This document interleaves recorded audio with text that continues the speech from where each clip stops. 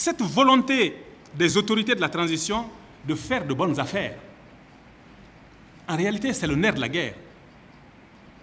Ces gens veulent faire de bonnes affaires pendant que la République est en train de brûler au nord du pays. Pendant que des étrangers sont en train de venir mourir pour notre pays. Ces bonnes affaires-là, je vous en citerai quelques-unes simplement, que vous connaissez certainement déjà, puisque cela circule sur le net. Et au-delà de cela, tous les experts, ou en tout cas personnes averties sur la gestion des ressources publiques au Mali, étaient au courant. La première, c'est l'achat d'une soixantaine de véhicules pour la présidence et le bureau du Premier ministre. Un gouvernement de transition qui est là pour quelques mois. Est-ce qu'il y a des raisons que ce gouvernement se lance dans une opération de 2,2 milliards de francs CFA pour des véhicules pour combien de mois? Mais bon Dieu, qu'il laisse le soin aux autorités légitimement élus et reconnus des citoyens d'acheter leur propre voiture à eux. Quelle idée ils ont d'acheter les voitures à la place de ces gens-là? Ou bien est-ce que les autorités de la transition sont beaucoup trop grands pour entrer dans les voitures qu'ils ont trouvées là-bas? Il faut se poser la question. Et ce marché est passé à qui? CFAO, qui aurait des liens, je dis qui aurait des liens présumés avec certains de ceux qui passent ce marché-là. C'est quand même d'une gravité extrême. Deuxième affaire, il s'agit de la réhabilitation du palais présidentiel pour 4,4 milliards. Ça aussi, je ne l'accepte pas. Je ne l'accepte pas. Et personne ne peut l'accepter. C'est quand même un marché de 4,4 milliards. S'il passe le marché maintenant, de toutes les façons, les travaux ne pourront pas se faire. Ce serait simplement, comme le dit le FMI dans sa note, rendre l'acte irréversible. Une fois qu'ils vont passer les marchés, les contrats, et tout le reste que vous savez que je ne citerai pas, celui qui va venir, il n'aura pas d'autre choix que de continuer. Troisième point, la volonté de vendre le patrimoine immobilier de l'État, libéré récemment par les ministères. Vous êtes au courant que les ministères ont déménagé à ACI 2000, dans la cité administrative, et que donc beaucoup de patrimoine immobilier ont été libérés. Mais est-ce que vous croyez franchement qu'un gouvernement de transition qui est là pour quelques mois doit s'engager dans une procédure de vente de ses biens? Vous savez, ce genre de choses a eu lieu à d'autres moments de la vie de ce pays et nous sommes au courant. Ça s'est très mal passé en général parce qu'il s'est agi de bradage. Nous refusons aussi ce bradage-là. Il n'est pas normal, encore une fois, que des autorités de transition qui sont là pour gérer la crise sécuritaire et organiser des élections se lancent dans une opération d'envergure de vente de patrimoine immobilier de l'État. Ce n'est pas acceptable, encore une fois. Quatrième exemple, c'est un projet de réseau national de sécurité prévu pour 26 milliards de francs CFA. 26 milliards de francs CFA. Et qui vient doubler un projet en cours d'exécution déjà qui prend en charge les préoccupations en question. Et dernier cas que je citerai, qui sont dans la note que vous avez vue, c'est l'achat de 600 camions fabriqués en Chine. Et cette fois-ci, pour combien? Pour 40 milliards de francs CFA. Vous pensez que franchement, le gouvernement de transition aura le temps de passer les marchés, de recevoir tous ces camions pour 40 milliards, de les donner aux opérateurs en question, etc., avant la fin de... Évidemment, non.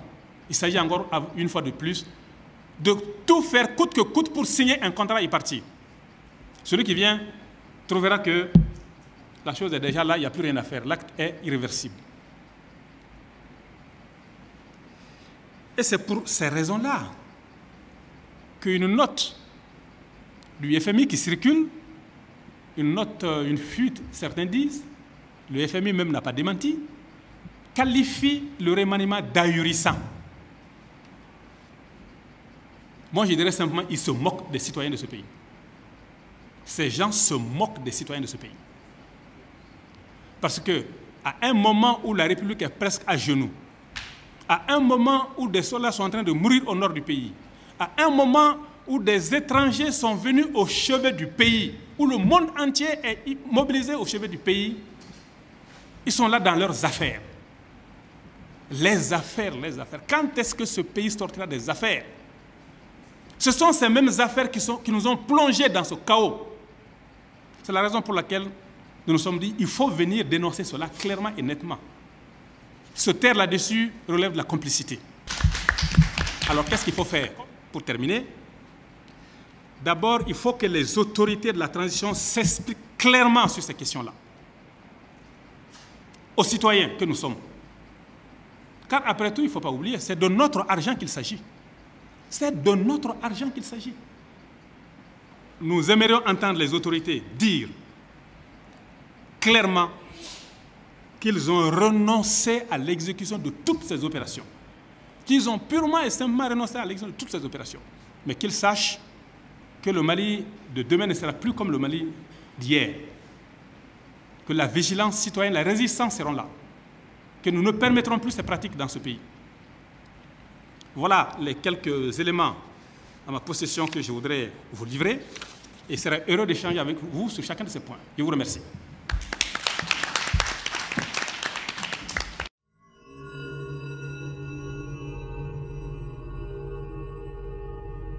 Les élus de la nation, je peux me prononcer difficilement à leur place. Ce qui est sûr, c'est que Koniba Sidibé s'est penché sur la question. Il y a 2 mois déjà que j'ai demandé à rencontrer le Premier ministre sur ces questions-là. Et j'ai appelé au moins 7 à 8 fois son secrétaire général et sa secrétaire particulière. Rien à faire. Ma demande a été traitée avec le mépris pur et simple. Et 2 mois après, on m'appelle un jour, dit le Premier ministre veut te voir. J'ai dit, moi, je ne veux pas voir le Premier ministre. Et je ne suis pas allé au rendez-vous. Et je ne suis pas allé au rendez-vous parce qu'il y a un minimum de respect entre un Premier ministre et un honorable député de l'Assemblée nationale qui, de surcroît, occupe un poste de vice-président du bureau de l'Assemblée nationale. Si lui ne se respecte pas, moi, je me respecte. J'ai dit, je n'irai pas à ce rendez-vous. Et je l'avais fait pour une raison très simple. Je n'ai jamais interpellé publiquement un ministre. Je n'ai jamais interpellé publiquement un ministre sans aller le voir et échanger avec lui. Ou tout au moins, j'appelle. Donc, c'est pour vous dire que je ne suis pas en mission de Tiena, ni en mission de Mamadou Namori. Ma décision d'agir sur cette question-là ne date pas de maintenant. Il faut que ce soit absolument clair. Et deuxièmement, ça a pris du temps pour une autre raison. Nous sommes en ce moment-là dans la préparation des candidatures à l'élection présidentielle. Vous imaginez que pour les candidats, ça c'est presque l'enfer aussi. On était dans ça. Et troisièmement, malheureusement, l'interpellation des ministres à l'Assemblée nationale ne concerne pas le Premier ministre. On peut interpeller le gouvernement, ça c'est toute l'Assemblée nationale, ça c'est au-delà des pouvoirs de Koniba Sidibé. L'interpellation de chaque ministre individuel, oui, mais le Premier ministre, c'est difficile. Donc j'avais même informé le bureau de l'Assemblée nationale que je m'apprête à envoyer une lettre ouverte au Premier ministre sur ces questions-là. Et entre-temps, les choses ont évolué, j'ai dit, parlons-en publiquement d'abord. Parce que je crains que cette lettre ouverte aussi ne soit traitée avec le mépris souverain. Et réaménagement pour recette d'efficacité, bon, je crois que ça fait simplement sourire. Il ne s'agit pas d'affirmer, il faut démontrer. Est-ce que ça veut dire que le ministre des Finances n'était pas efficace dans ce qu'il faisait? Est-ce que ça veut dire que le ministre de la Fonction n'était pas efficace dans ce qu'il faisait? Est-ce que ça veut dire que celui qui quitte l'industrie pour venir connaît mieux les finances publiques? Enfin, bref. L'efficacité, la définition que moi j'en sais, c'est l'atteinte des objectifs qu'on s'est fixés. Qu'ils nous disent dans ce cas-là, quels sont les objectifs que le gouvernement de transition s'était fixés pour lesquels les déplacements avaient été des obstacles, pour l'atteinte desquels? Et de nous faire ressortir les carences. Je serai le premier à applaudir. Donc, de mon point de vue, ça c'est du verbiage pur et simple. Remaniement ou léger réaménagement. Quand tu casses un ministère des Finances, de l'économie et des finances, pour mettre les finances d'un côté et mettre la main sur ça, Vous croyez que ça, c'est un léger remaniement, ça? Léger remaniement n'est pas la création de 20 ministères, c'est la manière dont les ministères de souveraineté et les ministères clés sont traités. Nommer quelqu'un ministre des Finances est une question fondamentale dans un gouvernement. Même quand c'est lui seul, c'est déjà un gros ministère. La fonction publique, c'est pareil là. Donc, qui ose parler de léger remaniement dans ce cas-là? Et même si cela était le cas, vous croyez que quand il y a des négociations pour la construction d'un gouvernement, les gens, les partis en face, les partis politiques, etc., ne s'assurent pas qu'ils vont avoir des ministères quand même d'importance? C'est la raison pour laquelle, pour moi, tu ne peux pas enlever quelqu'un d'un poste ministériel de ce niveau-là pour le mettre ailleurs, sans concertation avec les parties prenantes.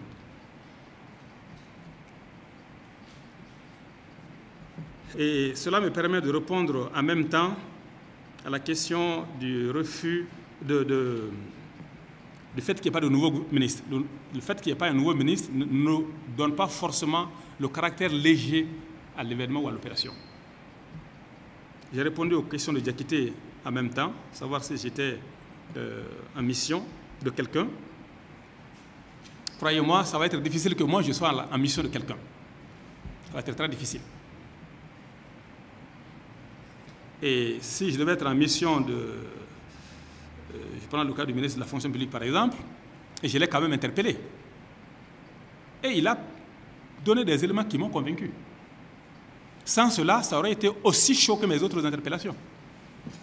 Donc, moi, je ne suis au service de personne. Et je dis encore une fois, et je le dis publiquement, ma demande d'audience au Premier ministre date de 2 mois. Il l'a traité avec le mépris. Et ça, c'est dans les républiques comme chez nous qu'on voit ça. Des gens qui n'ont aucune légitimité, aucun mandat public, se permettent de mépriser ceux qui ont une légitimité. Il y a chez nous qu'on voit ce genre de choses.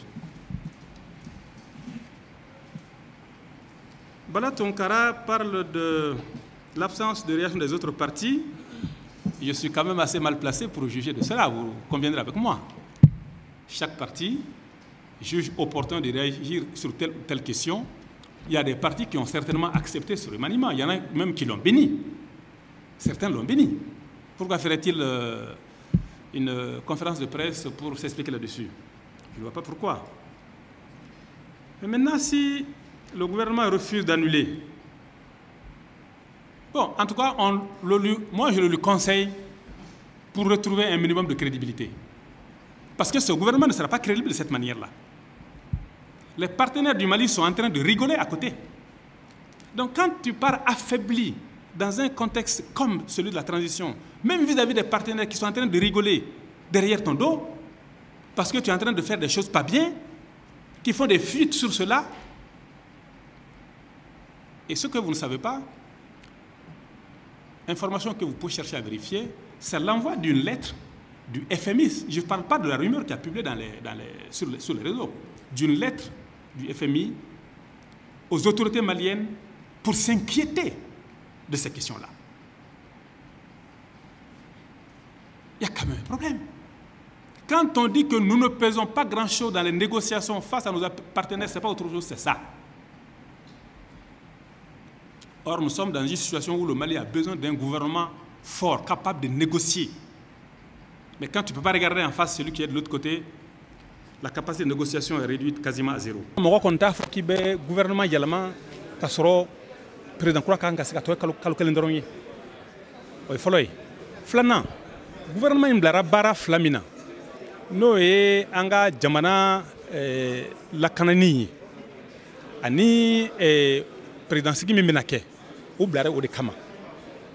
Fin au fin, nous comptons qu'au fin flad là au mangake. Donc, on a dit là, à d'abord fin flad de kama. À follow, tiens que le notre ministre des Finances, autre mbala ko bali, ka kokolon chama ke jamana wari marali na a musaka kechola. O yoro kama, o yo wuli ko boy, pour que o kase ko sako ke jamana warla. Flana, oui, Mamadou Namouri Traoré, nous sommes ministre de la fonction publique, fonctionnaire au ministère. Au final, tu es bara do damene, bara ni mata be jimisra fait. Donc, yo fana boy pour que o bara obese ka jochomi. ni fila de kama remaniement in kɛra an ko tiɲɛ yɛrɛ la a ma kɛ ka ɲɛ wa an ma sɔn fana wa kibaruya fɛn fɛn bɛ sen kan sisan k'a fɔ ko jamana wari bɛ ka don da dɔw fɛ da minnu cɛ man ɲi n ye caman fɔ o fana na walanda in na an b'a ɲini an ka ɲɛmɔgɔ fɛ o ko dabila jamana bɛ gɛlɛya min kɔnɔ bi mɔgɔ wɛrɛw natɔ don ka bɔ yɔrɔ wɛrɛw la ka na anw dɛmɛ pour que an ka jamana bɛ gɛlɛya min na dɔ bɛ se ka bɔ o la an ka saraisiw u bɛ ka sa kɛlɛ la jamana yɛrɛma hɔrɔnya sɔrɔ kama mɔgɔ wɛrɛw bɔra yɔrɔ la saraisi wɛrɛw bɛ ka sa o kelen kama anw ka ɲɛmɔgɔw ka baara man ka kɛ donkojuguya sugu dɔ ye o waati kɔnɔ an b'a ɲini u fɛ vraiment fɛn o fɛn fɔra d'abord u k'a ɲɛfɔ jama ye ni tiɲɛ don ni tiɲɛ fana tɛ u k'a fɔ clairement o kɔfɛ an b'a ɲini u fɛ u k'a dabila yɛrɛ u y'a fɛn o fɛn dabila u k'a bɛ dabila. Nin suguya la ni FMI ye nin kɛ degun bɛ se ka kɛ mun ye an ka jamana ma. A degun fɔlɔ tɛ dɔwɛrɛ ye o danaya min bɛ jamana kan belebele de bɛ bɔ o la o n'i y'a ye mɔgɔw bɛ bɔ n'u ka wariw fan wɛrɛw fɛ ka na k'a fɔ k'u bɛna e dɛmɛ i kungo la u dun y'a ye e kungo a tɛ k'a dilan a ɲɛ ɲuman kan olu nana n'u ka wari ye jamana kungo de dilanli la n'a ma don jamanadenw ka kungo dilanli la f'a donna fɛn wɛrɛ la min t'o ye n y'a dɔn gɛlɛya bɛ o la dɛ voilà. Madara n'aw bɛ se ka fɛnba kɛ nin ko in na tugun dɛ assemblée ka session bɛ ban sini an dun tɛna tugun fɔ octobre président kura kan ka sigi 28 juillet bon député bɛ na tuma min octobre lala o b'a sɔrɔ ne yɛrɛ bɛ président yala ka ban n kɔni bɛ k'o de ɲini donc o de y'a to n k'u ma fana n k'u u kana fɛnw tiɲɛ ka bila an ɲɛ kojugu u kana u tiɲɛ ka bila an ɲɛ kojugu bari ni nana présidenya in na a ka di n ye ka se ka baara kɛ nɔgɔya la u kana tiɲɛ ka bila an ɲɛ kojugu. Cette conférence de presse est motivée par le fait qu'un certain nombre d'opérations sont en cours au niveau de la gestion gouvernementale qui ne sont pas rassurantes quant à l'avenir du pays, notamment la bonne gestion des affaires publiques. Et nous sommes très inquiets de ce qui se prépare suite au remaniement ministériel qui vient d'avoir lieu. Et nous étions venus pour porter à la connaissance de la presse les quelques éléments d'information que nous avons sur cela et en même temps dénoncer ce remaniement qui vise pas autre chose qu'à permettre aux autorités de la transition de mettre la main sur le magot des finances publiques du pays et de mettre aussi la main sur la gestion de la fonction publique pour de nombreuses raisons que j'ai développées au cours de cette conférence. Vous avez évoqué la rénovation du palais, 4 milliards 4. Mais je dis simplement, ce n'est pas à eux de rénover le palais. De toute façon, ils ne pourront même pas le faire. On est à un mois de l'élection présidentielle. Ça veut dire seulement qu'ils veulent passer le contrat à tout prix. Comme ça, celui qui va venir, le nouveau président, j'espère que ce sera moi, trouvera un contrat signé, il ne pourra rien faire d'autre. Mais pourquoi cela? Vous devinez les raisons, j'imagine. Voilà. Merci. Honorable, qu'est-ce que vous reprochez à ce remaniement? Mais c'est ce que je viens de dire. Je reproche à ce remaniement, le fait d'enlever un ministre des Finances peu accommodant sur les mauvaises pratiques pour se donner des coups de franche et gérer les ressources de l'État comme ils veulent. Je reproche à ce remaniement le fait d'enlever le ministre chargé de la fonction publique qui a entrepris des réformes de fond en profondeur, qui a entrepris d'assainir la gestion de la fonction publique dans le motif de bloquer simplement ce assainissement. Voilà les deux raisons principales pour lesquelles je dénonce fortement ce remaniement.